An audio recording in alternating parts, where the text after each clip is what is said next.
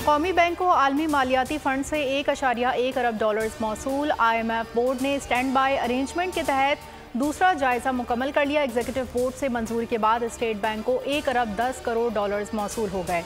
ज़राए state bank के मुताबिक 3 मई को ख़त्म होने वाले हफ्ते में ये रकम ज़र मुबादला के ज़खायर में ज़ाहिर होगी।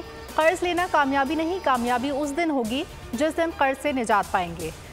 वज़ीर आज़म शहबाज शरीफ का IMF से कर्ज की मंजूरी पर इजहार इत्मीनान। कहा, पूरी जान लड़ाएंगे, पाकिस्तान को मौशी तरक्की दिलाएंगे।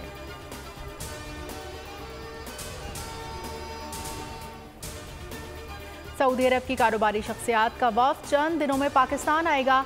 दौरे से दोनों ममालिक में मौशी शराकतदारी की रफ्तार मज़ीद तेज़ होगी।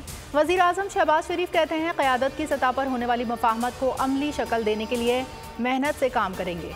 सऊदी अरब का 3 रोज़ा दौरा तारीख़ी अहमियत का हामिल रहा। वर्ल्ड इकनॉमिक फोरम पर कहा, दुनिया को पुरअमन बनाना है तो गज़ा में मुस्तकिल अमन कायम करना होगा।